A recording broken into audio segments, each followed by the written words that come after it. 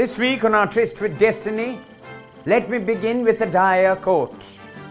As you sow, so you shall reap. लेकिन मेरी party के लोग तो लगता है सो रहे हैं. And they shall probably end up weeping instead of reaping if they continue sowing. This week witnessed a warning about the downgrading of India's credit rating due to its poor economic performance. Politically, there were similar warnings and suggestions about downgrading the ratings of the Prime Minister to that of the President. Well, he often seems so ceremonial and ornamental in his role that I sometimes wonder whether he's not already a kind of secret president, not like the powerful prime ministers of my time. Anyhow, to continue with our sordid story, this week the global ratings firm Standard & Poor's warned that India's sovereign rating could be downgraded below the investment grade because of policy inaction and rising inflation. Credit rating downgrade means that we are in the deep doo-doo and we are seeing only the tip of that doo-doo. लेकिन आप economy के बारे में घबराओ मत. According to the finance minister, soon to be president, he has it under control. Fix की गोली लो, खिच खिच दूर करो. And what is the fix that Pranab-da has in mind for dissolving our economic tribulations?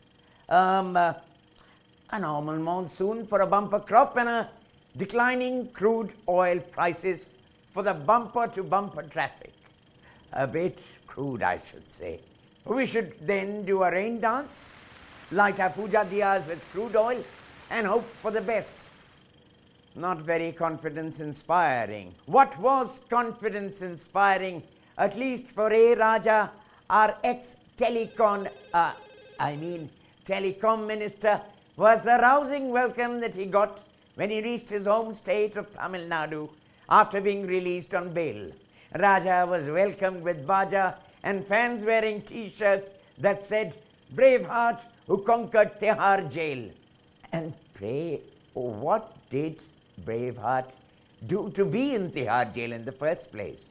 Braveheart was involved in the 2G spectrum case, which the Time magazine listed as the #2 on their top 10 abuse of power scandals. If the DMK cadre were dancing to the 2G or not to be tune in Tamil Nadu, in neighboring state of Andhra Pradesh, the YSR Congress enthusiasts were swinging to be ready to be, as Jagan Mohan Reddy of their party swept the by-elections, winning 16 of the 19 seats contested.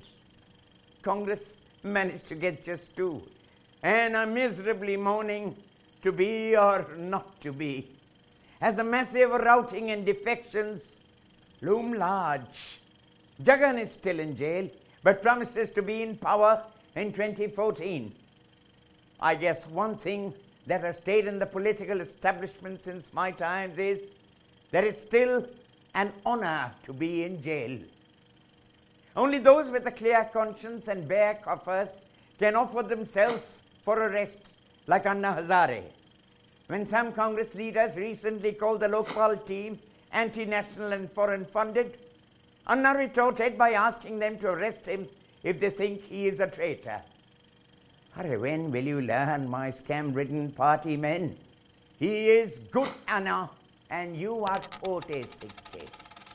You cannot defeat him at this game. So that is the opposition that Congress is facing from civil society representatives. But what about allies? Till quite recently, the presidential party seemed to be progressing quite smoothly.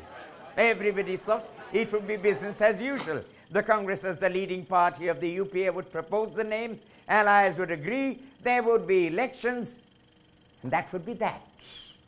But man proposes and Mamta disposes.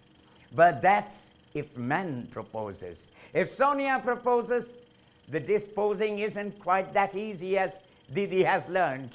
After meeting Sonia Gandhi, she went outside and trumpeted like a Trojan horse being led to pasture. First, Mamta announced the names of the Congress candidates for president, Pranab Mukherjee and Hamid Ansari, even before the Congress had done so.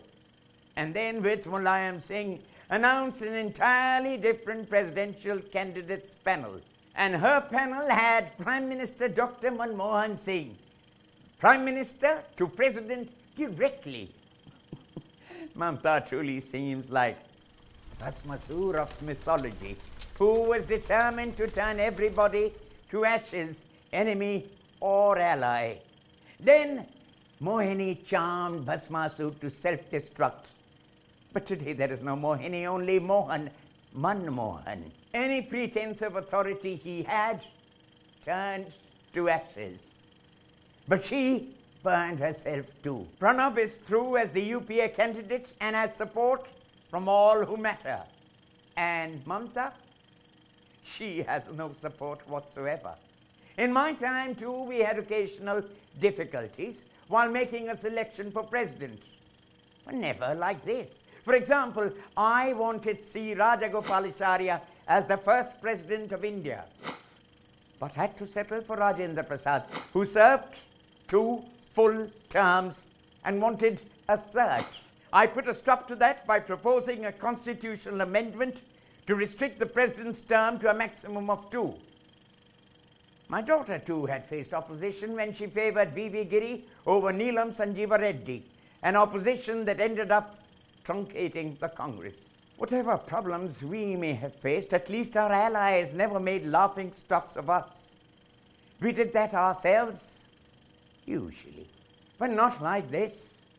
Not like this. Until next week, it's goodbye from Chacha, who is keenly observing the outcome of our tryst with destiny.